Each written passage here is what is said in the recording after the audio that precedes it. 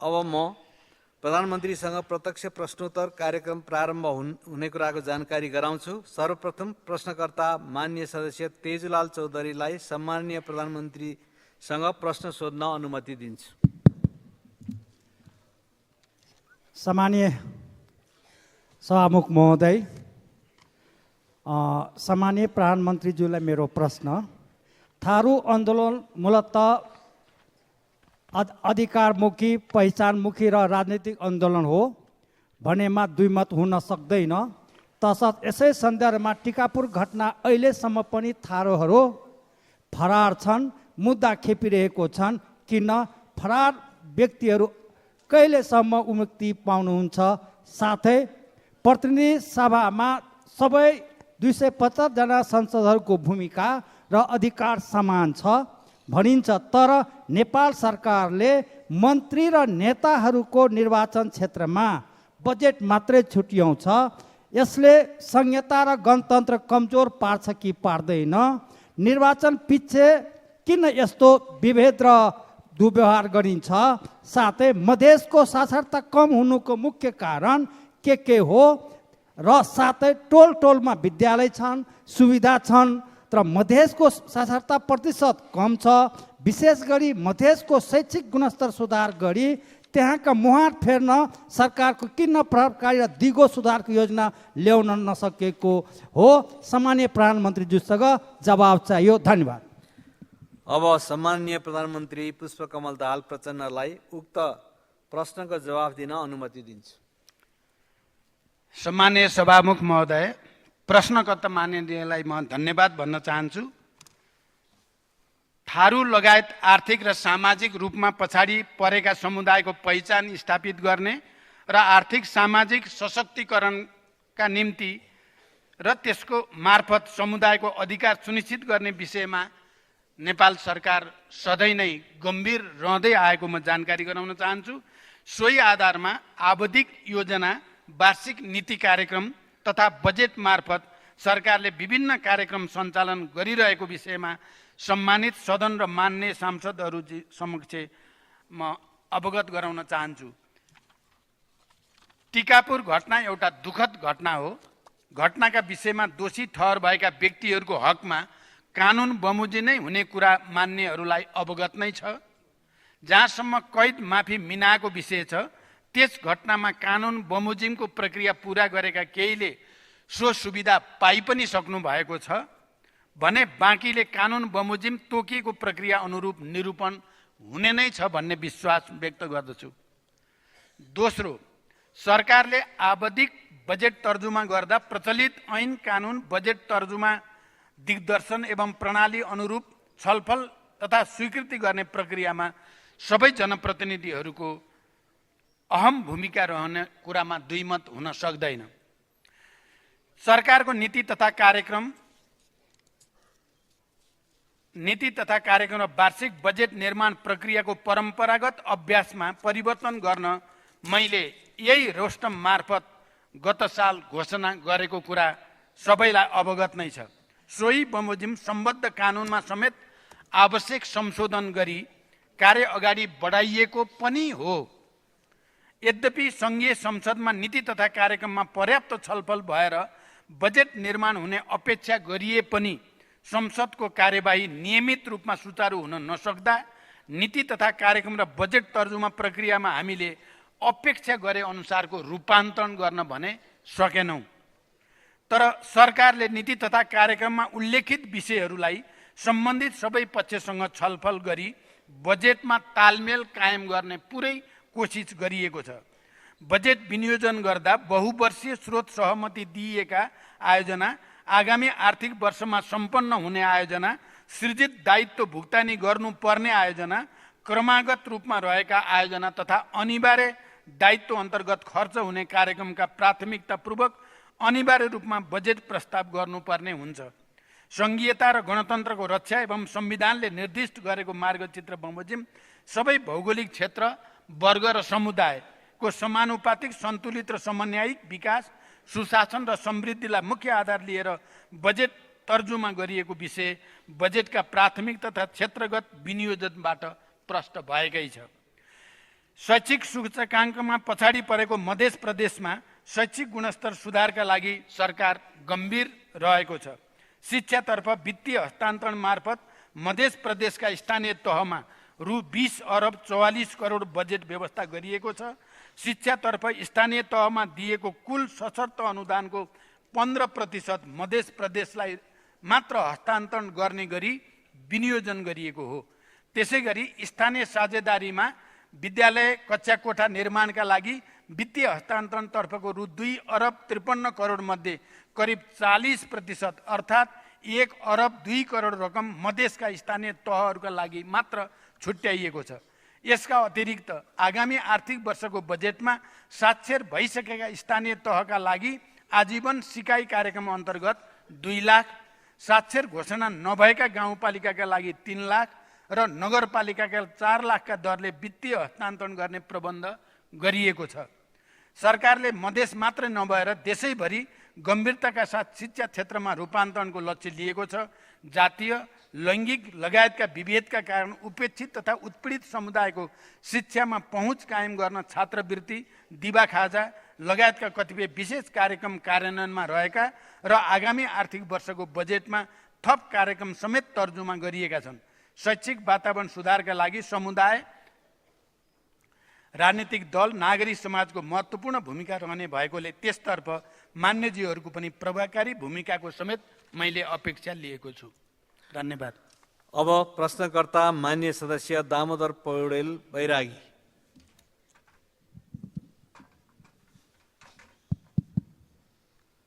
सम्मान्य सभामुख महोदय, सम्मान्य प्रधानमन्त्रीसँग मेरो प्रश्न 1 3 टुक्रामा। लाखौं स्वदेशी र विदेशी पर्यटकहरू ओहोरदोहोर गरेर मुक्तिनाथसम्म पुग्ने पुष्पलाल मध्य पहाडी लोकमार्ग पोखरा खण्डको हरिचोकदेखि पोखरा 25 हेम्जासम्मको सडक चक्लाउने कार्य ठेकदारले भुक्तानी नपाएकोले निर्माण कार्य पटक पटक अवरुद्ध भएको भनिएको छ। यसको भुक्तानी के हुँदैछ र निर्माण कार्य कहिले सकिनेछ? दोस्रो, हामी कास्की जिल्लाबाट प्रतिनिधित्व गर्ने सबै सांसदहरूले सम्मान्य प्रधानमन्त्रीलाई भेटेर पोखराबाट कास्की जिल्लाका अन्नपूर्ण गाउँपालिका र माछापुछ्रे गाउँपालिकाका विभिन्न ऐतिहासिक, पुरातात्विक, सांस्कृतिक र पर्यटकीय ठाउँहरू समेटेर माछापुछ्रे आधार शिविरसम्म पुग्ने भौतिक पूर्वाधार निर्माणका लागि योजना प्रस्ताव गरेका थियौँ, तर बजेटमा समेटिएको देखिएन। यसबारे ठोस योजना के छ? पर्यटकहरूको भनाइअनुसार फेवातालमा माछापुछ्रेको छाया देखिन्छ, तर यसको वास्ता भएको देखिएन भन्ने भनाइ पनि छ। त्यसै गरी तेस्रो, पोखरा अन्तर्राष्ट्रिय विमानस्थलबाट अन्तर्राष्ट्रिय उडानका सन्दर्भमा विभिन्न देशबाट उडान हुन्छ भन्ने समाचार बेला बेला आइरहन्छन्, तर हालसम्म सरकारको ठोस र आधिकारिक धारणा आएको छैन। किन? त्रिभुवन अन्तर्राष्ट्रिय विमानस्थलबाट गरिने अन्तर्राष्ट्रिय उडान पोखरा क्षेत्रीय अन्तर्राष्ट्रिय विमानस्थलबाट गर्न सक्छौँ कि सक्दैनौँ? भिआइपी बाहेक सर्वसाधारण ट्राफिक जामका कारण काठमाडौँको अन्तर्राष्ट्रिय विमानस्थलमा 1 देखि 3 घण्टासम्म रोकिएको पनि अवस्था छ। त्यसैले पोखराबाट यिनै उडानहरूलाई पोखराबाट गर्न सकिन्छ कि सकिँदैन, मेरो प्रश्न छ। धन्यवाद। सम्माननीय प्रधानमन्त्रीज्यू। सम्मान्य सभामुख महोदय, मान्य सदस्यले उठाउनु भएको पहिलो प्रश्न पुष्पलाल मध्य पहाडी लोकमार्गको उक्त सडक खण्डको केही ठाउँमा रेखाङ्कन विवादले निर्माण कार्य अगाडि बढ्न नसकेको पक्कै पनि हो। निर्माण व्यवसायीलाई भुक्तानीको समस्या भने रहेको छैन। ठेक्का अवधि अझै 1 वर्ष बाँकी रहेकोले समयभित्रै उक्त सडक खण्डको निर्माण कार्य सम्पन्न हुने अपेक्षा सरकारले लिएको छ। कास्की दोस्रो प्रश्न, कास्कीका अन्नपूर्ण गाउँपालिका र माछापुछ्रे गाउँपालिकाका ऐतिहासिक, पुरातात्विक, सांस्कृतिक स्थलहरूको ठुलो पर्यटकीय महत्त्व रहेको छ। यी क्षेत्र समेटेर माछापुछ्रे आधार शिविर पुग्ने भौतिक पूर्वाधार निर्माणका लागि सम्बन्धित मन्त्रालयले आवश्यक गृह कार्य गरिरहेको जानकारी म यस सम्मानित सदनलाई गराउन चाहन्छु। यो विषयमा उक्त क्षेत्रका मान्यजीहरूसँग थप छलफल गरी अगाडि बढाइने विश्वास पनि व्यक्त गर्दछु। तेस्रो, पोखरा अन्तर्राष्ट्रिय विमानस्थल दिगो सञ्चालनका सम्बन्धमा सरकारवालाहरूसँग छलफल र समन्वय गरी तदारुकताका साथ कार्य भइरहेको छ। अन्य देशका अन्तर्राष्ट्रिय वायु सेवाहरूले पोखरा विमानस्थलबाट सेवा सञ्चालन गर्नको लागि विभिन्न छुट तथा सहुलियतका साथै अन्य विषयमा पनि चासो व्यक्त गरेकाले ती विषयहरूमा छलफल र समन्वय भइरहेको छ। पोखरा अन्तर्राष्ट्रिय विमानस्थल लगायत तीनवटै अन्तर्राष्ट्रिय विमानस्थलहरू दिगो रूपमा सञ्चालन गर्न सार्वजनिक निजी साझेदारीमा सञ्चालन र निर्माण सम्बन्धमा सुझाव पेश गर्न कार्य समिति गठन भएको र समितिले प्रतिवेदन तथा सिफारिस प्राप्त भएपछि अन्तर्राष्ट्रिय विमानस्थलहरू सार्वजनिक निजी साझेदारी वा सञ्चालनको अन्य उपयुक्त विधि तय गरी कार्यान्वयनमा ल्याइनेछ। र आज बिहान मात्रै पनि मैले सम्बन्धित मन्त्रालयसँग पोखरा अन्तर्राष्ट्रिय विमानस्थल र गौतम बुद्ध अन्तर्राष्ट्रिय विमानस्थल सञ्चालनको बारेमा अन्तर्राष्ट्रिय समन्वयका लागि छलफल गरेको छु र केही सकारात्मक र उत्साहवर्धक प्रगति भइरहेको जानकारी गराउन चाहन्छु। धन्यवाद। अब प्रश्नकर्ता माननीय सदस्य दयालबहादुर शाही।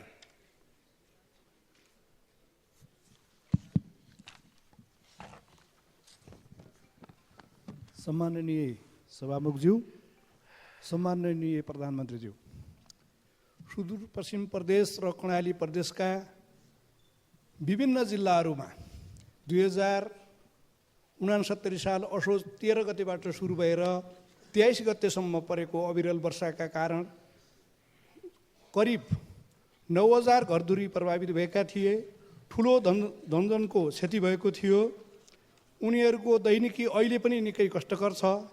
त्यहाँका पीडित स्थानीयवासीले अहिलेसम्म पनि राहत र क्षतिपूर्ति पाएका छैनन्। 2079 सालमा भएको सङ्घ र प्रदेशको चुनावले गर्दा त्यहाँको जनताको पीडा चुनावी सरगर्मीले गर्दाखेरि ओझेलमा पर्यो। लगत्तै डोटीमा गएको भुइँचालोले गर्दाखेरि पनि बाढी पीडितहरूको जो समस्या छ त्यो ओझेलमा पऱ्यो र जाजरकोटमा गएको केन्द्रबिन्दु भएर गएको भुइँचालोले गर्दाखेरि पनि त्यो त्यतिखेरको त्यो क्षतिपूर्ति र त्यहाँको जनताको पीडा ओझेलमा परेको छ। सम्माननीय प्रधानमन्त्रीज्यू, बाजुरा, बझाङ, अछाम, दार्चुला, जुम्ला, हुम्ला, मुगु, कालीकोट, डोल्पा र दैलेख र मैले प्रखण्डमा छुटाएको थिएँ। दैलेख र जाजरकोटमा पनि त्यो समस्या त्यत्तिकै छ। सम्माननीय प्रधानमन्त्रीज्यू, यस सम्बन्धी यो गृह मन्त्रालय अन्तर्गतको राष्ट्रिय विपद तथा जोखिम न्यूनीकरण तथा व्यवस्थापन प्राधिकरण एकदमै उदासीन रहेको छ। पीडितहरू अझै पनि आश गरेर बसेका छन्। यस सम्बन्धमा सम्माननीय प्रधानमन्त्रीज्यूको के योजना छ?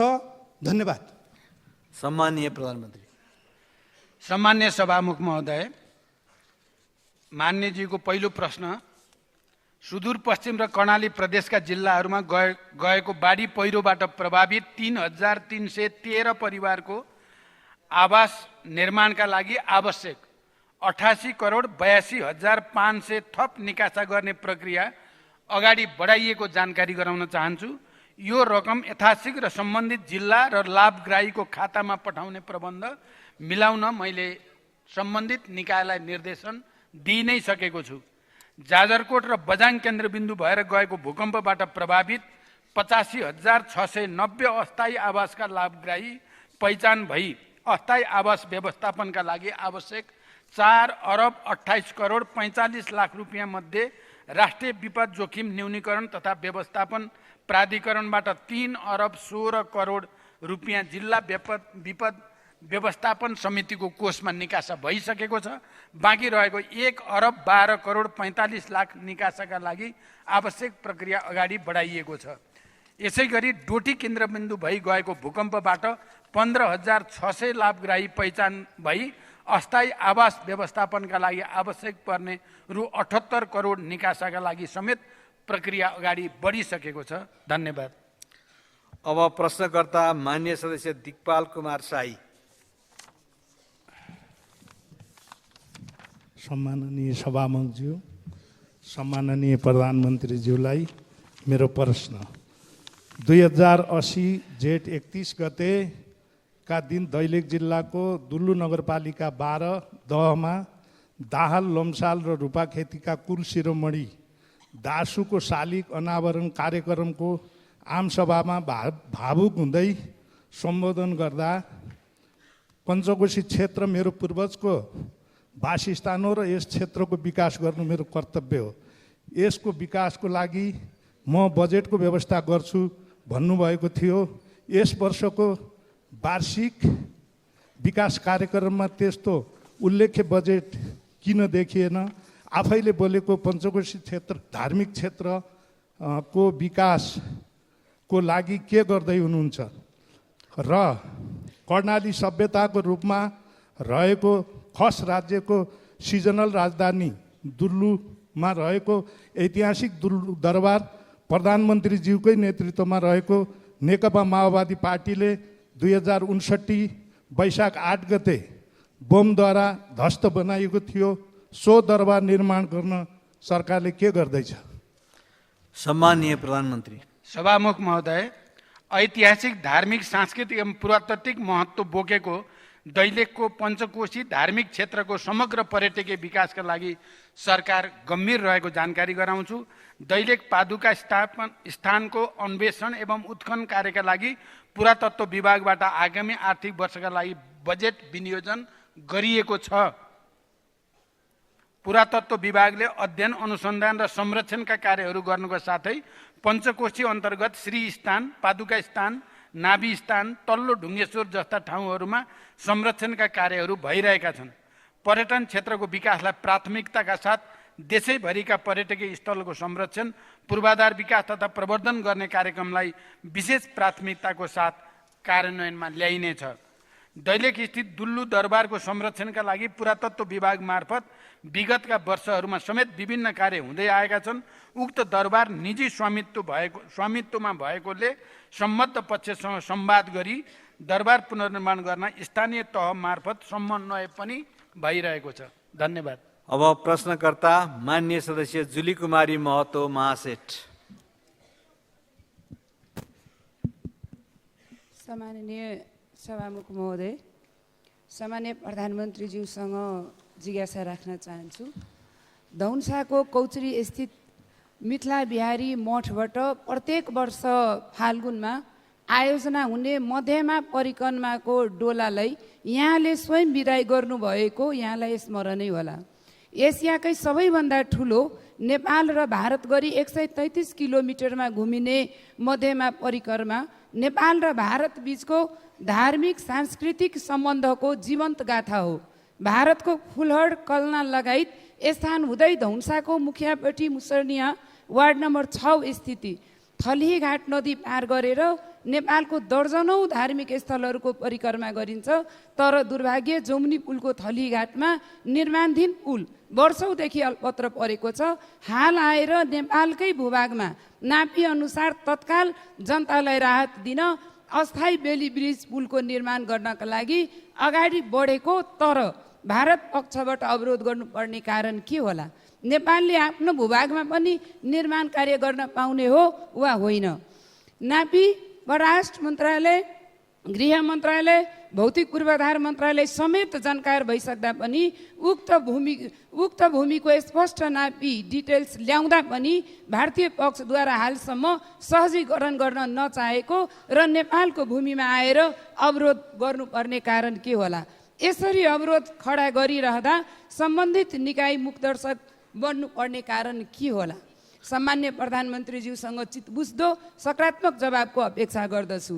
त्यसै गरी जठी जनकपुर ढल्केवर 6 लेन सडक अन्तर्गत नेपाली भूभागमा रहेको शताब्दीय पुरानो पुल आफ्नै स्थानमा अवस्थित रहेको छ र सोही पुरानो पुलको छेउमा 6 लेन सडकको मापदण्ड अनुसार अधुरो पुल निर्माण गर्न चाहँदा भारतीय पक्षबाट अवरोध सिर्जना हुँदै आएको छ। यो सम्बन्धमा सामान्य प्रधानमन्त्रीज्यूलाई जानकारी छ कि छैन?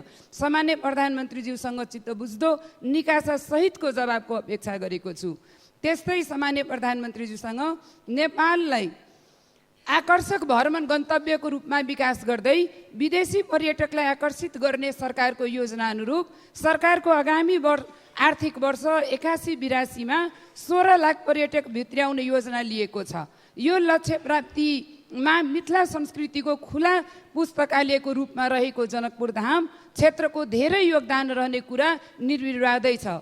पूर्व सामान्य प्रधानमन्त्री केपी शर्मा ओलीज्यूको कार्यकालमा मित्र राष्ट्र भारतका सामान्य प्रधानमन्त्री नरेन्द्र मोदीज्यूले जनकपुर धामको भ्रमणको क्रममा जनकपुर धामको विकासको लागि सार्वजनिक घोषणा गर्नुभएको 100 करोड सहयोग दिने बताउनु भएको सन्दर्भमा सो सहयोग लिने र यथोचित कार्यान्वयन गर्ने गरी हालसम्म पनि किन योजना आउन नसकेको होला। त्यस्तै अन्तिम मेरो प्रश्न, जनकपुर धामलाई मठ मन्दिर र ताल तलैयाको सहर भनिन्छ, तर यहाँका मठ मन्दिरहरूको अतिक्रमण रोकिएको छैन। ताल तलैयाहरू मासिँदैछन्। जनकपुर धाम क्षेत्रभित्रका गुठी जग्गाहरूको व्यवस्थापन हुन सकेको छैन। देशका धेरै भागहरूमा छुट जग्गाहरू व्यवस्थापन, नदी विकास जग्गा व्यवस्थापन, तैनाथी गुठी जग्गाहरूको व्यवस्थापन, गुठी प्रणालीबाट सञ्चालित ऐतिहासिक मठ मन्दिर जीर्ण अवस्थामा रहेको छ भने कतिपय पुरातत्व महत्त्व बोकेका मठ मन्दिरको इतिहास पनि विलीन हुने अवस्थामा रहेको छ। सो सम्बन्धमा सरकारको योजना स्पष्ट पारिदिनु हुन सम्माननीय प्रधानमन्त्रीज्यूबाट सकारात्मक जवाबको अपेक्षा गरेको छु। धन्यवाद। सम्माननीय प्रधानमन्त्री। सभामुख महोदय, धनुषा जिल्लाको मुखियापट्टी मुसहरनिया गाउँपालिका वडा नम्बर 6 अलीघाट जमुनी नदीको नेपाली भूभागमा पुल निर्माण गर्ने सम्बन्धका सन्दर्भमा मान्यज्यूबाट व्यक्त जिज्ञासाका बारे थलियाघाट पुलको दुईवटा एबुटमेन्ट बनिसकेको भए पनि मोटरेबल पुल निर्माणको सहमतिको लागि पुलको कोअर्डिनेट सहित सुपरस्ट्रक्चर बनाउन भारतीय पक्षसँग कूटनीतिक पहल जारी रहेको जानकारी गराउँछु। यसैगरी जटही भन्सार छेउको पुलको सम्पूर्ण भाग नेपाली भूभागमा रहे पनि पहुँच सडक भारतमा परेका कारण दुईवटा एबुटमेन्ट निर्माण भई पुलको कोअर्डिनेट नक्साङ्कन एबुटमेन्ट सहित सुपरस्ट्रक्चर बनाउन भारतसँग कूटनैतिक पहल गम्भीर रूपले अगाडि बढाइएको छ। जमुनी खोलामा अकरघाट नेपाल र सहारघाट भारत, जटही नेपाल र पिप्रौन भारत तथा थलै घाटमा गरी 3 स्थानमा पुल निर्माण कार्यमा सहजीकरणको प्रयास भइ नै रहेको छ। 2. जनकपुर क्षेत्रको पर्यटकीय विकासका सम्बन्धमा 15वटा धार्मिक स्थललाई समेटेर रामायण तथा बुद्ध सर्किट निर्माण र प्रवर्धन गर्न नेपाल र भारतबीच भएको द्विपक्षीय सहमति कार्यान्वयनका लागि सरकारले गम्भीरताको साथ आफ्नो पहल बढाएको छ। रामायण सर्किट लगायत शिव, बुद्ध, किरात सर्किटहरूको विकास गर्न यस वर्ष बजेट सुनिश्चित गरिएको छ। जनकपुर क्षेत्रको पर्यटकीय विकासका लागि 98 वर्ष पुरानो गोपाल धर्मशाला रहेको स्थानमा नयाँ परियोजना कार्यान्वयन गर्नका लागि विस्तृत परियोजना प्रतिवेदन तयार भई कार्यान्वयनको प्रक्रिया अगाडि बढिसकेको छ। देशका विभिन्न भागमा रहेका गुठी जग्गा लगायत सबै प्रकारका जग्गा सम्बन्धी समस्याहरू सम्बोधन गर्न सरकार संवेदनशील छ। विशेषतः मौजुदा कानुनी प्रावधानबाट समाधान हुन नसकेका गुठी जग्गा सम्बन्धी समस्या समाधान गर्न एवं गुठी सम्बन्धी विद्यमान व्यवस्था, प्रथा, परम्परा र गुठी संस्कृतिको संरक्षण र सम्वर्धनका लागि मौजुदा कानुनमा आवश्यक परिमार्जनको खाका सहित यही असार 15 गतेभित्र नयाँ गुठी सम्बन्धी कानुनको मस्यौदा तयार गर्न कार्यदल गठन भई मस्यौदाको तयारी कार्य अगाडि बढिसकेको जानकारी पनि म गराउन चाहन्छु। मस्यौदा प्राप्त भए पश्चात सम्बद्ध सरकारवालाहरूसँग समेत छलफल गरी विधेयकलाई अन्तिम रूप दिइने र सम्मानित सदनमा पेश गरिने जानकारी गराउँछु। धन्यवाद। अब प्रश्नकर्ता मान्य सदस्य ठाकुर प्रसाद गैरे।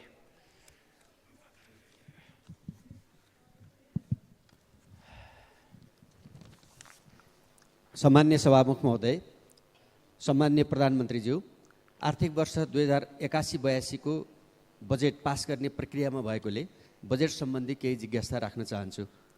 सम्मान्य प्रधानमन्त्रीज्यू, यहाँले संविधानको मर्म र भावना अनुरूप संघीयताको प्रभावकारी कार्यान्वयनका लागि संघीय सरकारले कुनै पनि योजनामा रु 3 लाख भन्दा कम बजेट विनियोजन नगर्ने घोषणा गर्नुभएको थियो। 3 करोड भन्दा कम बजेटका योजना विनियोजन नगर्ने घोषणा गर्नुभएको थियो। तर बजेटमा शहरी विकास मन्त्रालय लगायत विभिन्न मन्त्रालयहरूले हजारौं योजनाहरू 5 लाख, 2 लाख र 1 लाखका र केही योजनाहरू 1000 का समेत विनियोजन गरेको पाइन्छ। सम्मान्य प्रधानमन्त्रीज्यू, यसरी बजेट विनियोजन गर्दा तपाईले गर्नुभएको घोषणाको उपहास भएन र? यस्तो काम गर्ने मन्त्रीजीहरूलाई पुरस्कृत गर्नुहुन्छ वा के? सम्मान्य प्रधानमन्त्रीज्यू, अब तपाईँ प्रस्तुत गर्नुभएको तपाईँ प्रस्तुत बजेटको समर्थन गर्नुहुन्छ कि विरोध अथवा सच्याउन निर्देशन दिनुहुन्छ जान्न चाहन्छु। सम्माननीय प्रधानमन्त्रीज्यू, बजेट वक्तव्यमा उल्लेख भएको भरतपुर, बुटोल, पोखरा, मुगलिङ, भरतपुर 3वटा कोणमा राखी गण्डकी आर्थिक त्रिभुज परियोजना मध्येको एक महत्त्वपूर्ण सिद्धार्थ राजमार्ग बुटोल पोखरा खण्ड आर्थिक वर्ष 2081-82 को सुरु 6 महिनाभित्रै छोटा छोटा सुरुङ मार्ग, घुम्ती घटाउने अग्ला पुल बनाउने भाइडट प्रविधि मार्फतका कामहरूलाई मार्फत डेडिकेटेड डबल लेन सडक स्तरोन्नति कार्यका लागि आरम्भ गर्न सम्बन्धित मन्त्रालयलाई निर्देशन दिन अब कुनै कठिनाइ छ र म जान्न चाहन्छु। सम्माननीय प्रधानमन्त्रीज्यू, आफ्नो जिल्ला र निर्वाचन क्षेत्रमा आम जनताले चाहे बमोजिमको विकास योजना र बजेट लैजान मन्त्री नै बन्नुपर्ने हो र? म यहाँलाई प्रश्न गर्न चाहन्छु, यदि त्यसो हो भने संसदहरूलाई आफ्नै क्षेत्रमा योजना लैजान सक्ने गरी तपाईँको आफ्नै कार्यकालमा नै सबैलाई मन्त्री बनाउने योजना पो बनाउनु भएको हो कि जान्न चाहन्छु। धन्यवाद। सम्माननीय प्रधानमन्त्री। सभामुख महोदय, सरकारले वार्षिक बजेट तथा कार्यक्रम तर्जुमा गर्दा व्यवहारिक र प्रतिफल प्राप्त होस् भन्ने उद्देश्यले सङ्घ, प्रदेश र स्थानीय तहमा आयोजनाहरूबीच दोहोरोपन हुन नदिने, ठुला आयोजना सङ्घबाट कार्यान्वयन गर्ने, मझौला प्रकृतिका आयोजना प्रदेशबाट र साना आयोजना स्थानीय सरकारबाट कार्यान्वयन गर्ने विषयमा सरकार अहिले पनि स्पष्ट र दृढ रहेको जानकारी गराउन चाहन्छु। वित्तीय हस्तान्तरण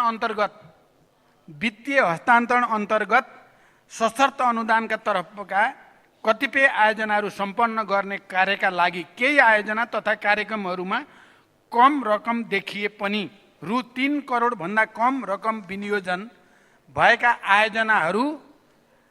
आयोजनाहरूलाई प्रदेश तथा स्थानीय तहबाटै कार्यान्वयन गर्ने गरी अगाडि बढाइने ब्यौरा समेत म जानकारी गराउन चाहन्छु। 2. एकीकृत विकासको अवधारणा अनुरूप निजी क्षेत्र समेतको सहकार्यमा भरतपुर, बुटोल, पोखरा, मुगलिन, भरतपुरलाई 3वटा कोणमा राखी गण्डकी आर्थिक त्रिभुजको नमुना परियोजना बजेट मार्फत प्रस्तुत गरिएको छ। यो नेपालको आर्थिक तथा सामाजिक विकासमा एउटा माइलस्टोन हुने विश्वास हामीले लिएका छौँ। यस त्रिभुज अन्तर्गतको सिद्धार्थ राजमार्ग स्तरोन्नति गर्ने कार्य सरकारको प्राथमिकतामा रहेको कुरा पनि म स्पष्ट गर्न चाहन्छु। यो परियोजनाबाट यातायात पूर्वाधारको विकास मात्र नभई उद्योग, ऊर्जा, कृषि तथा पर्यटन क्षेत्रको विकाससँगै रोजगारीका अवसर सृजना हुने लक्ष्य हामीले लिएका छौँ। परियोजनाको कार्यान्वयन कार्ययोजना तयार भइरहेको र आगामी आर्थिक वर्षको सुरुबाटै कार्यान्वयन गर्ने गरी निर्देशन समेत दिइसकिएको जानकारी गराउन चाहन्छु। तेस्रो, बजेट तर्जुमा गर्दा प्रचलित ऐन कानुन बजेट तर्जुमा दिग्दर्शन एवं स्वीकृत प्रणाली अनुरूप अर्थ मन्त्रालय र विषयगत मन्त्रालयहरूबाट हुने गर्दछ। जनताका माग सम्बोधन गर्न विकास आयोजना तथा कार्यक्रमलाई प्राथमिकताका आधारमा विनियोजन गरी कार्यान्वयन गरिने विश्वास दिलाउन चाहन्छु। बजेट तथा योजना लैजान मन्त्री नै बन्नुपर्ने होइन, सकेसम्म समानुपातिक ढङ्गले बजेट विनियोजन गरिएको छ। आगामी दिनमा यसमा अझै परिमार्जन गर्न जोड दिइनेछ। म मान्य सदस्यहरूसँग के कुरामा सहमत छु भने गत साल मैले जसरी बजेट तर्जुमा गर्न सबै मान्य सदस्यहरूको सामूहिक छलफलको अपेक्षा गरेको थिएँ, विभिन्न राजनीतिक उतार चढाव र घटनाक्रमले त्यसो गर्न चाहे जस्तो नसकिएको कुरा सत्य हो, तर फेरि पनि यसलाई त्यो रूपमा अगाडि बढाउने कोसिस गरिन्छ। धन्यवाद। प्रश्नकर्ता माननीय सदस्य टेक बहादुर गुरुङ।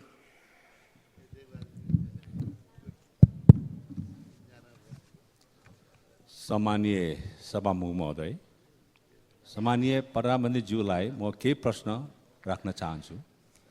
पर्यटकीय तथा जलस्रोतले सम्पन्न हिमाली जिल्ला मनाङ, जहाँ लमजुङ जिल्लाको बेसी सहरदेखि मनाङको चामेसम्म जोड्ने 65 किलोमिटर सडकको ट्र्याक खोल्ने कार्य सम्पन्न गर्न नेपाली सेनालाई 15 वर्ष लाग्यो। उक्त बेसी सहर चामे मोटर बाटो ट्र्याक खोल्ने कार्य सम्पन्न भएपछि मिति 2069 साल मङ्सिर 7 गतेदेखि सार्वजनिक यातायात पनि सञ्चालनमा आयो र उक्त मोटर बाटो सडक विभागलाई जिम्मा लगाइयो। सडक विभागलाई जिम्मा लिएको 12 वर्ष पुरा भइसक्दा पनि हालसम्म जम्मा 8 किलोमिटर सडक मात्रै कालोपत्र भएको छ र बाँकी 57 किलोमिटर सडक हालसम्म कालोपत्र त कुरै छोडौँ ग्रामीणसम्म हुन सकेको छैन। राजधानीबाट सबभन्दा नजिक दूरीमा पर्ने पर्यटकीय हिमाली जिल्ला मनाङ हो। धेरै सङ्ख्यामा आन्तरिक तथा बाहिरी पर्यटकहरू भित्री जिल्लाहरूमध्ये मनाङ अग्रस्थानमा पर्दछ।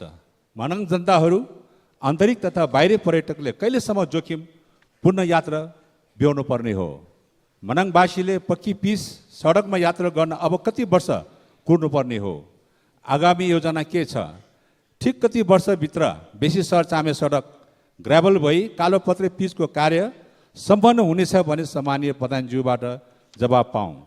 सम्माननीय सभामुख महोदय, 2078 साल असार 1 र 2 गते आएको भीषण वर्षले मनाङ जिल्लाको सदरमुकाम चामे स्थिति विभिन्न सरकारी कार्यालय, विद्यालय, पर्यटन व्यवसायहरूको होटल तथा घरहरू, नासोङ गाउँपालिका प्रशासनिक भवन, ब्याङ्क, अधिकांश घरहरू, होटल तथा व्यापार व्यवसायहरू र मनाङ जिल्लाको प्रवेशद्वारा बनिने सुन्दर ताल बजार नै डुबानमा परेको थियो।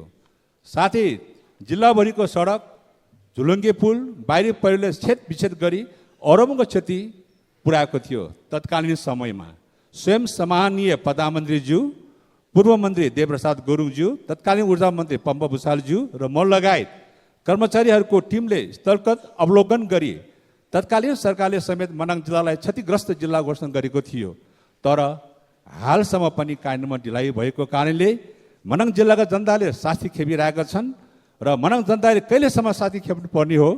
जबकि पर्यटन र जलस्रोतले सम्पन्न हिमाल जिल्ला मनाङबाट राज्यले मनकै आय आर्जन गरिरहेको छ। तर मलाई लाग्छ देशको राजधानीबाट नजिक दूरी भए पनि भौगोलिक हिसाबले अति दुर्गम हिमाल पारी जिल्ला मनाङलाई राज्यले हेपेकै हो। यस विषयमा सम्माननीय प्रधानज्यूको धारणा के छ? जवाब पाऊँ। धन्यवाद। जय नेपाल। अब सम्माननीय प्रधानमन्त्री। सभामुख महोदय, मान्यज्यूले उल्लेख गर्नुभएको बेसी सहर चामे सडकको खुदीसम्म जम्मा 8 किलोमिटर सडक कालोपत्र भए पनि अगाडि अन्नपूर्ण संरक्षण क्षेत्र परेकोले तुरुन्तै कालोपत्रे गर्न बोलपत्र आह्वान गर्न नसकिएको हो। यसमा हाल वातावरणीय प्रभाव मूल्याङ्कन सम्पन्न गर्न अन्नपूर्ण संरक्षण क्षेत्र आयोजनाबाट सहमति प्राप्त भइसकेको छ र वन तथा वातावरण मन्त्रालयबाट अन्तिम सहमति प्राप्त भएपछि EIA सम्पन्न गरिने र कालोपत्रेको काम अगाडि बढाइने विश्वास व्यक्त गर्न चाहन्छु। दोस्रो, विक्रम सम्वत 2078 सालको बाढी पहिरोको कारणले मनाङ जिल्लाका 63 जना लाभग्राहीका लागि अस्थायी आवास र निजी आवास निर्माणका लागि रु 1,83,90,000 निकासा गरिसकिएको छ। साथै तटबन्धको काम ऊर्जा, जलस्रोत तथा सिँचाइ मन्त्रालय अन्तर्गतको वार्षिक विकास कार्यक्रम मार्फत कार्यान्वयन हुने जानकारी मान्यज्यूलाई गराउन चाहन्छु। धन्यवाद। अब प्रश्नकर्ता मान्य सदस्य तारा लामा तामाङ।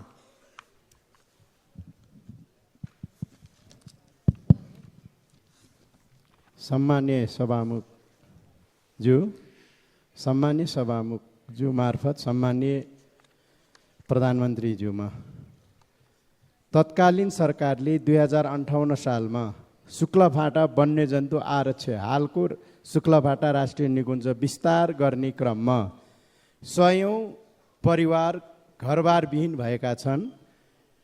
पीडित भएकाहरूलाई 22 वर्ष बितिसक्दा समेत उचित क्षतिपूर्ति र सट्टा भर्ना पाउन सकेका छैनन्। अहिलेसम्म सरकारले 32 वटा आयोग बनाइसक्दा पनि समस्या समाधान नभएकोले अत्यन्त नाजुक अवस्थामा ढक्का शिविर लगायत कञ्चनपुरको अन्य क्षेत्रका शिविरहरूमा आशमा बसेका पीडितहरूको समस्या समाधान गर्न सरकारले अधिकार सम्पन्न आयोग बनाएर 100औं पीडितलाई कहिले न्याय दिने योजना छ? 2. सरकारले योभन्दा पहिलेकै सरकारले जस्तै भर्खरै 11वटा मुलुकबाट राजदूत फिर्ता बोलाएका छन्। हरेक पटक नयाँ सरकार बन्ने, नयाँ राजदूतहरू फिर्ता बोलाउने परिपाटीले अन्तर्राष्ट्रिय जगतमा मुलुकको कूटनीतिक पक्ष कमजोर भएको छ।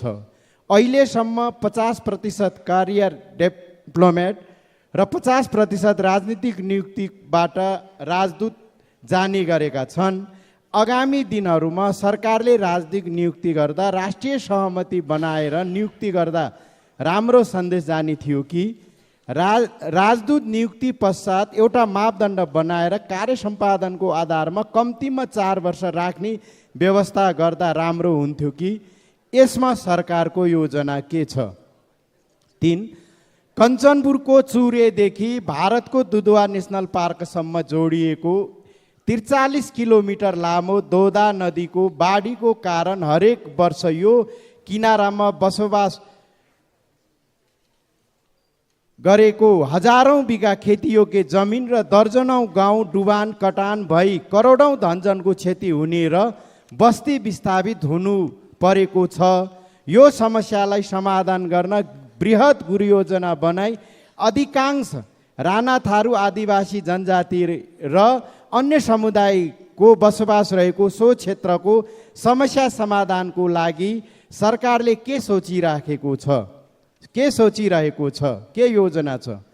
त्यसै गरी कञ्चनपुरको दक्षिणी क्षेत्रमा रहेको हुलाकी सडकको बेलौरी क्षेत्र पचुई क्षेत्रमा निर्माणको क्रममा भारतीय सुरक्षाकर्मीले सीमा विवाद देखाई निर्माण कार्यमा समय समयमा अवरोध गरेकोले नेपाली भूभागमा बनिराखेको सो सडक निर्माण अगाडि बढाउन र सीमा विवादलाई कूटनीतिक पहल गर्ने समाधान गर्ने योजना कहिलेसम्म छ? धन्यवाद। सम्माननीय प्रधानमन्त्री। सभामुख महोदय, मान्य सदस्यहरूले यहाँ प्रश्न राख्दा र नम्बर राख्दा चाहिँ एउटा प्रश्न भनेर राखिएको हुँदो रहेछ। अहिले भर्खरै मान्य तारा तामाङजीले प्रश्न नम्बर 8 भनेर यहाँ राखिएको छ, तर उहाँले 4वटा प्रश्न राख्नुभयो। यसलाई पनि अलि व्यवस्थापन गर्नुपर्ने हो कि जस्तो मैले महसुस गरेँ, खालि मैले सुझावको रूपमा मात्रै। शुक्लाफाटा राष्ट्रिय निकुञ्जबाट प्रभावित जनताको समस्याका बारेमा सरकार गम्भीर छ। विषयको संवेदनशीलतालाई आत्मसात गर्दै प्रभावित जनताका समस्यालाई स्थायी रूपमा हल गर्ने उद्देश्यले मन्त्री परिषदको मिति 80 फागुन 6 गते बसेको बैठकले पूर्व न्यायाधीशको अध्यक्षतामा अधिकार सम्पन्न न्यायिक समिति गठन गर्ने निर्णय भए पनि कारणवश समितिको नेतृत्व चयन हुन नसकेकोले पुनः नयाँ समिति गठन प्रक्रिया अगाडि बढिसकेको जानकारी म गराउन चाहन्छु। अधिकार सम्पन्न न्यायिक समिति गठन भएसँगै यसअघिका आयोगका सुझावहरूलाई समेटी पीडित जनताका समस्या स्थायी रूपमा समाधान गर्न सरकार दृढ रहेको जानकारी गराउँछु। 2. नेपालको संविधान र परराष्ट्र नीतिले परिलक्षित गरे अनुसार राष्ट्रको सर्वोपरि हित हुने गरी विदेश स्थित कूटनीतिक नियोग तथा नियोग प्रमुखलाई परिचालन गर्न सरकार प्रतिबद्ध नै छ। राजदूत नियुक्ति सम्बन्धी निर्देशिका 2075 को दफा 8 ग मा नेपाल सरकारले आवश्यक ठानेमा राजदूतलाई पदावधि पूरा हुनु अगावै निर्णय गरी फिर्ता बोलाउन सक्ने प्रावधान छ। देशको हित र कूटनीतिलाई मजबुत बनाउन वस्तुगत आधारमा राजदूतहरूको मूल्याङ्कन गरी सोही अनुरूप व्यवस्थापन गर्ने नीति सरकारले विगतदेखि नै अवलम्बन गर्दै आएको छ। राजदूत नियुक्ति सम्बन्धी निर्देशिकालाई मूल आधार बनाई राजदूतहरूको नियुक्तिलाई थप व्यवस्थित, मर्यादित, पारदर्शी, दक्षतामा आधारित र कार्य सम्पादनमा आधारित बनाउन यो सरकार प्रयासरत रहेको जानकारी गराउन चाहन्छु। अहिले पनि परराष्ट्र सेवाबाट गएका कोही पनि राजदूतलाई फिर्ता बोलाउने नीति सरकारको छैन। खालि राजनैतिक नियुक्तिबाट गएकाहरूको हकमा मात्रै समीकरण परिवर्तनसँगै विगतमा त तुरुन्तै हुने गर्थ्यो, यो पटक बरु 3 महिनाभन्दा बढी समयसम्म यो कायम रह्यो। त्यसकारण यो सरकार गम्भीर छ भन्ने कुराको यही नै प्रमाण हो। कञ्चनपुरको चुरेदेखि भारतको दुधवा नेसनल पार्कसम्म जोडिएको 43 किलोमिटर लामो दोदा नदीका कारण स्थानीय जनताले भोग्दै आएको समस्याको बारेमा म जानकार छु। दोदा नदी नियन्त्रणका लागि विभिन्न समयमा प्रयास भए पनि नदीको प्रकृतिलाई यसले पारिरहेको असरलाई दीर्घकालीन व्यवस्थापन गर्नुपर्ने देखिएकोले सरकारले संयुक्त राष्ट्रसङ्घको परियोजना सेवा मार्फत जलवायु परिवर्तनसँग यसलाई अन्तर सम्बन्धित गरी रेड्युसिङ क्लाइमेट रिस्क एन्ड बेन्च रिजिलियन्ट लाइभलीहुड प्रतिवेदन तयार गरिएको छ। यो आयोजना जलवायु परिवर्तनको कारणले सृजित समस्या समाधानको उपयुक्त मोडेल हुन सक्ने भएकोले ऊर्जा जलस्रोत तथा सिँचाइ मन्त्रालयले ग्रिन क्लाइमेट फन्ड मार्फत यसलाई कार्यान्वयनमा ल्याउन प्रक्रिया अगाडि बढाइसकेको छ। प्रतिवेदनका आधारमा बाढी नियन्त्रणका संरचनाहरू बनाउने, नदी वरिपरिका फाँटहरूमा व्यवस्थित र भरपर्दो सिँचाइ सुविधा पुर्याउने, स्थानीय जनसमुदायलाई सशक्तिकरण गर्ने जस्ता कार्यहरू सुरु हुने र यसबाट वर्षौंदेखि जनताले दोदा नदीबाट भोगिरहेको समस्या अन्त्य हुने विश्वास लिइएको छ। यसका साथै हाल तत्कालका लागि आपतकालीन विपद सूचना प्रवाह तथा विपद प्रभाव न्यूनीकरणका लागि दोदा नदीसँग जोडिएका शुक्ला फाँटा नगरपालिकाका 3वटा, लालझाडी नगरपालिकाका 4वटा, पुनर्वास नगरपालिकाको 1 स्थानमा गरी जम्मा 8वटा स्थानमा पूर्व सूचना प्रणाली जडान गरिएको छ भने विपद प्रतिकार तथा अन्य कार्यका लागि बजेट सुनिश्चित गरिएको छ। हुलाकी राजमार्ग अन्तर्गत डोके बजार बेलौरी बेल्दी दैजी सडक खण्डको बेलौरी नगरपालिका वडा नम्बर 8 कालोपुल खारपत खोलादेखि इटाभट्टा मोड पर्चुईसम्मको 1400 मिटर लम्बाइमा सडक निर्माण कार्य अन्तर्गत विगतमा विवाद रहित रूपमा निर्माण कार्य सञ्चालन भई ग्राभेल गर्ने सम्मको कार्य सम्पन्न भइसकेको र उक्त स्थानमा थप निर्माण कार्य सञ्चालनका लागि सहयोग तथा सहजीकरण गर्न भारतीय पक्षसँग कूटनैतिक पहल भइरहेको जानकारी गराउँछु। धन्यवाद। अब प्रश्नकर्ता मान्य सदस्य जीवन परियार।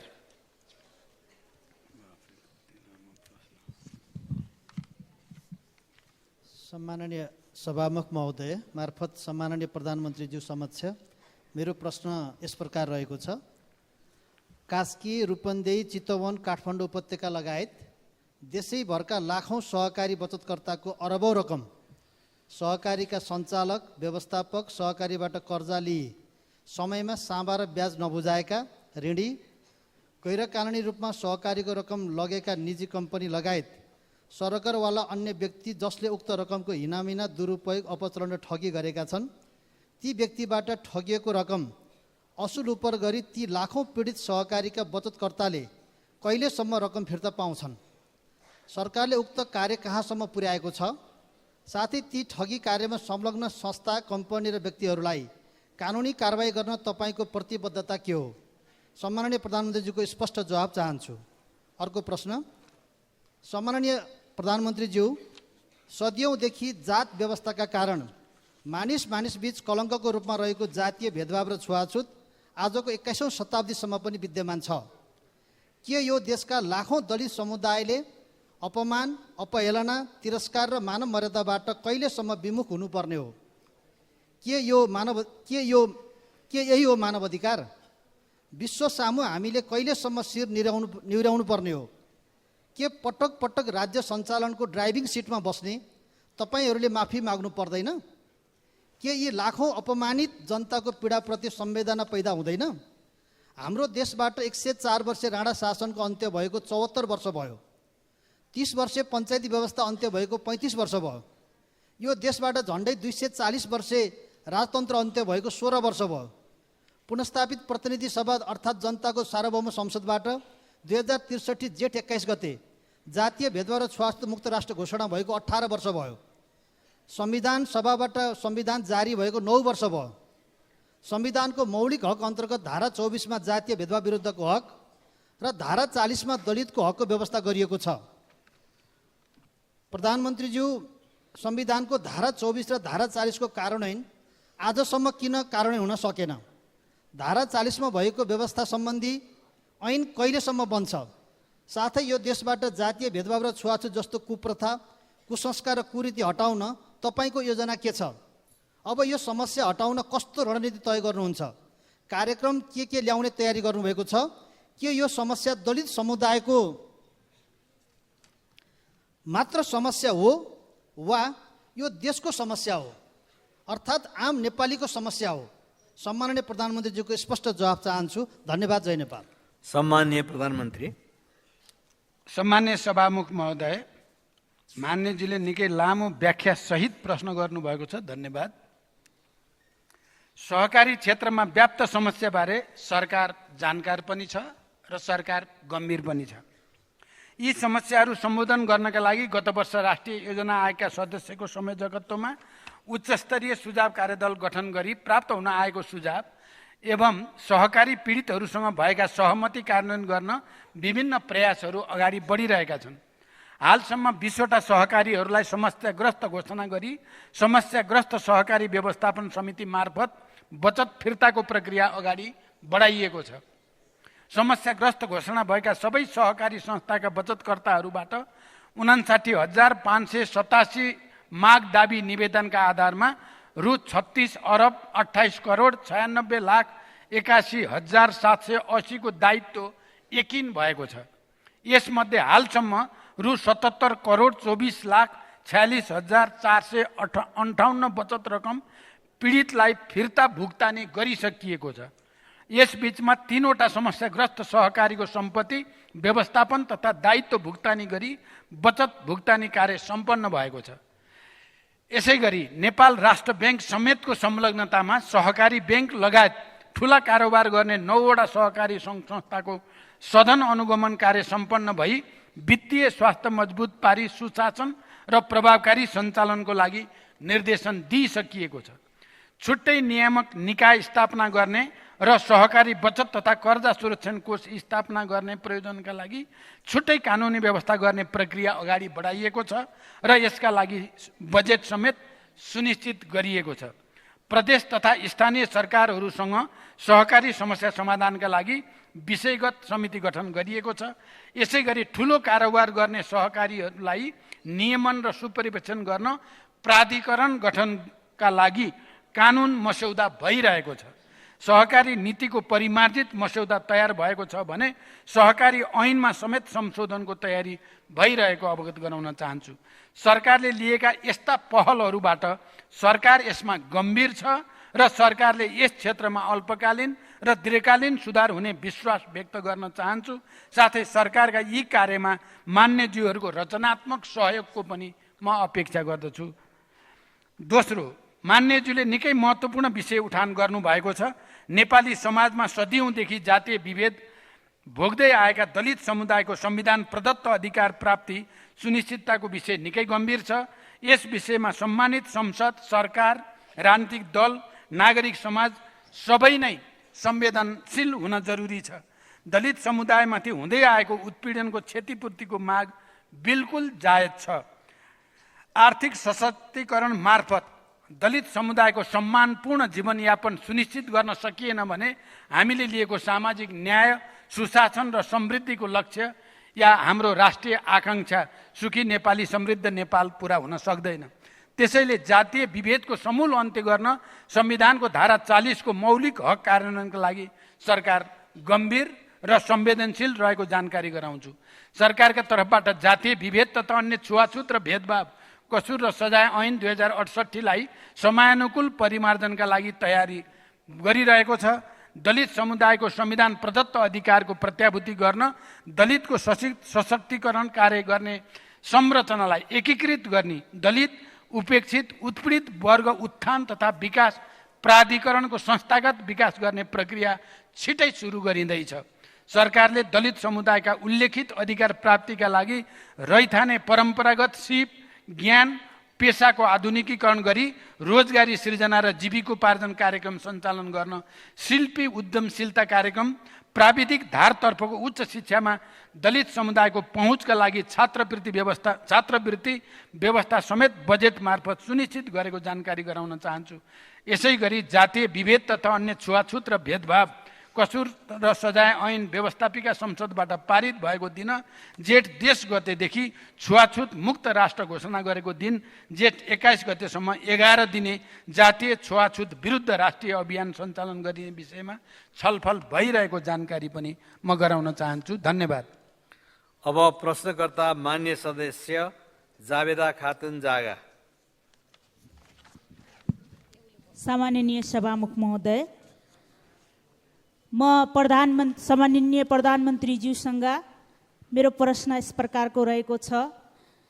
हामी सुदूरपश्चिम र लुम्बिनी प्रदेशका जनता सडक मार्गबाट राजधानी आउन 2 देखि 3 दिनसम्म लाग्ने अवस्था रहेको हुँदा महेन्द्र राजमार्ग अन्तर्गत नारायणघाट बुटवल बर्दिया कैलाली सडक खण्ड कहिलेसम्म निर्माण सम्पन्न हुन्छ?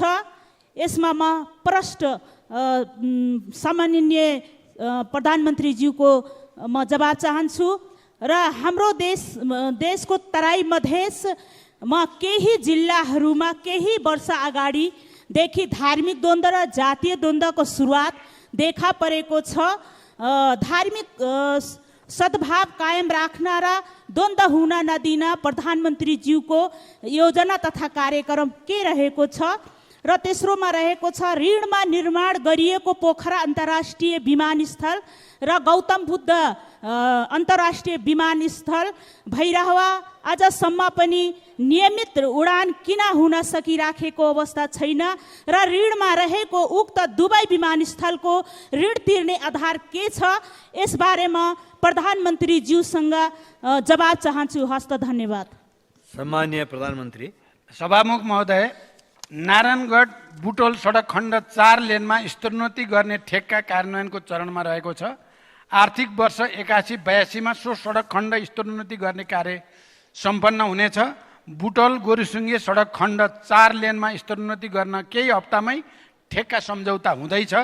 धानखोला लमही सडक खण्ड 40 kilometre millennium challenge account MCA नेपालको तर्फबाट स्तरोन्नति गर्न जुलाई 24 को अन्त्यतिर ठेक्का आह्वान हुँदैछ।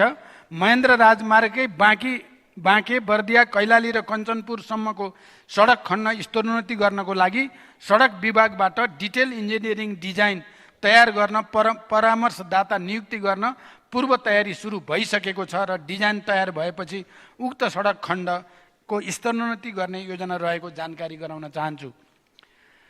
बहुजातीय, बहुभाषिक, बहुधार्मिक, बहुसांस्कृतिक र भौगोलिक विविधता युक्त विशेषतालाई आत्मसात गरी विविधता बीचको एकता, सामाजिक सांस्कृतिक ऐक्यबद्धता, सहिष्णुता र सद्भावलाई संरक्षण एवं प्रवर्धन गर्ने दिशामा नेपाल सरकार अघि बढिरहेको कुरा मान्यज्यूहरूलाई विदितै छ।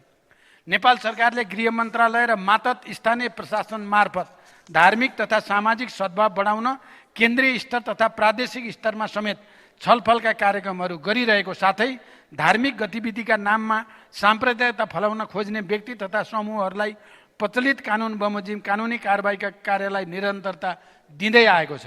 नेपालको संविधान विपरीत धार्मिक तथा सामाजिक सद्भाव बिगार्ने र साम्प्रदायिकता फैलाउने गतिविधि नियन्त्रणका लागि जस्तोसुकै उपाय अपनाउन नेपाल सरकार प्रतिबद्ध रहेको कुरा सम्मानित सदनलाई जानकारी गराउँदछु। राष्ट्रिय गौरवको आयोजनाको रूपमा सम्पन्न पोखरा र गौतम बुद्ध अन्तर्राष्ट्रिय विमानस्थललाई पूर्ण क्षमतामा सञ्चालनमा ल्याई समृद्धिको स्रोत र आधारको रूपमा उपयोग गर्न सकिने कुरामा म विश्वस्त छु। धन्यवाद। अब प्रश्नकर्ता माननीय सदस्य डाक्टर तोसीमा कार्की। सम्माननीय सभामुख महोदय, नेपाल सरकारले नै बनाएको आयोजना वर्गीकरणको आधार तथा मापदण्ड 2080 को दफा 6 मा एकल अधिकारको विषयमा नेपाल सरकारद्वारा स्वीकृत अन्य मापदण्डले सङ्घ वा प्रदेशबाट कार्यान्वयन गर्नुपर्ने गरी तोके बाहेकका पूर्वाधार योजनाको हकमा सङ्घबाट 3 करोड रुपैयाँ र प्रदेशबाट 1 करोड रुपैयाँ भन्दा कम लागतका नयाँ आयोजना कार्यान्वयन गरिने छैन भनेर लेखिएको छ। यही कुरा सम्माननीय प्रधानमन्त्रीज्यूले विभिन्न गोष्ठीहरू साथै यही संसदको रोस्ट्रमबाट पनि पटक पटक भन्नुभएको छ। आगामी बजेटमा सङ्घले 3 करोड भन्दा साना योजनाहरू हेर्दैन। यसलाई हामी सङ्घबाट होइन कि प्रदेश र स्थानीय सरकार मार्फत गर्नेछौँ भनेर।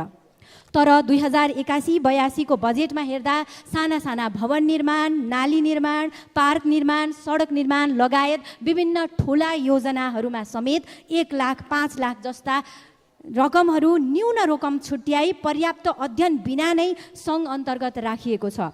जस्तै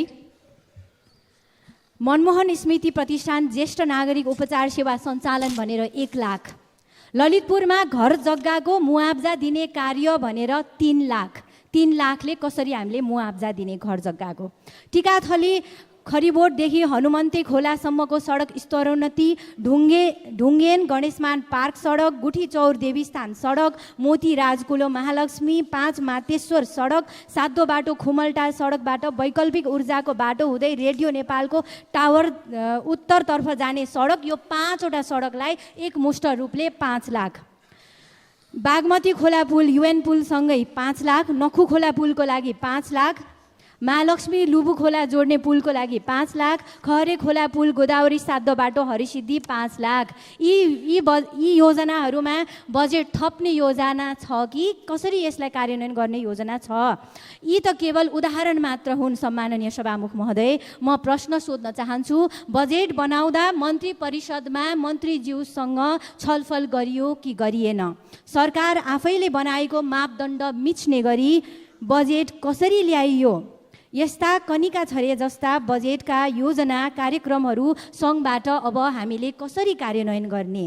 आम नागरिकहरूलाई डेलिभरी कसरी दिने? 1 लाख, 3 लाख, 5 लाखले पुल बनाउँछु, बाटो बनाउँछु, नाला बनाउँछु, भवन बनाउँछु भनेर कसरी विश्वास दिलाउने आम नागरिकहरूलाई यो सरकारप्रति? अघिल्लो जवाफ अलि स्पष्ट भएन। सम्माननीय प्रधानमन्त्रीज्यू, देशकै कार्यकारी प्रमुख सम्माननीय व्यक्तित्व, राष्ट्रकै अभिभावक प्रधानमन्त्रीज्यूबाट चित्त बुझ्दो र स्पष्ट जवाफको अपेक्षा गर्दछु। धन्यवाद। सम्माननीय प्रधानमन्त्री। सभामुख महोदय, मान्यज्यूबाट निकै गम्भीरताका साथ यो प्रश्न अगाडि बढाइएको छ। सारत यो प्रश्नको जवाफ मैले यस अगाडिको प्रश्नमा पनि दिइ त सकेको छु। फेरि पनि मान्यजीले अझै स्पष्ट पार्न भनेको हुनाले म के भन्न चाहन्छु भने, स्वीकृत मापदण्ड बमोजिम आयोजनाको वर्गीकरण गर्न र सोही बमोजिम ठुला तथा रणनीतिक महत्त्वका आयोजनाहरू सङ्घीय स्तर तहबाट र मझौला प्रकृतिका आयोजना प्रदेश तहबाट र साना आयोजना स्थानीय तहबाट कार्यान्वयन गर्न सरकार अहिले पनि दृढ छ।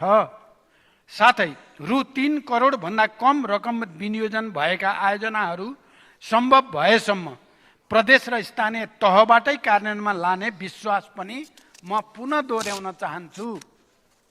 बजेट तर्जुमा प्रणालीमा विद्यमान कमी कमजोरीमा निरन्तर सुधारका लागि पनि सरकार कटिबद्ध छ। मैले अघि नै भने, चाहे जस्तो अझै हुन सकेन। यसको निम्ति हामी सबैले पनि प्रयास गर्नुपर्ने हुन्छ। मान्य मन्त्रीजीहरूले पनि योजना निर्माण गर्दा, कार्यक्रम बनाउँदा सरकारले बनाएको प्रधानमन्त्रीकै निर्देशनलाई पनि जति गम्भीरतापूर्वक लिनुपर्ने हो र साना आयोजना नराख्ने सङ्घमा भन्दै पनि राखिएको छ। भोलि तपाईँहरू पनि मन्त्री हुनुहुन्छ, अरू पनि प्रधानमन्त्री हुनुहोला। त्यसकारण यो विषय परिमार्जन आवश्यक छ। म यसमा पुरै जे भएको छ बिल्कुल ठिक भएको छ भन्ने पक्षमा त छैन, तर प्रयास जारी छ। मैले जोड दिएर फेरि पनि भन्न चाहन्छु, साना आयोजनाहरू सङ्घले कार्यान्वयन गर्दैन, प्रदेश र स्थानीय तहलाई नै कार्यान्वयन गर्न दिने व्यवस्था गरिन्छ। धन्यवाद। यति भनिसकेपछि मलाई लाग्छ आजका प्रश्नहरू सकिएका छन्। र सभामुख महोदय, म जाँदै एउटा कुरामा सबै मान्य सदस्यहरूको ध्यान आकर्षित गराउन चाहन्छु सभामुख महोदय मार्फत।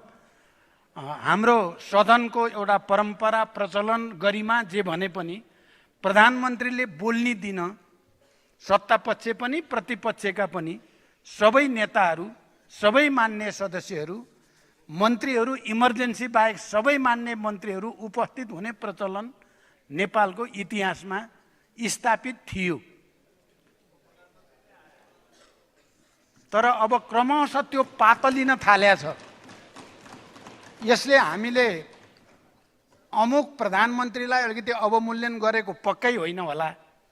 यो प्रक्रिया जारी रह्यो भने हामी सबैले आफैलाई अवमूल्यन गरेको ठहरिन्छ भन्ने विश्वास सहित म बिदा हुन्छु। धन्यवाद।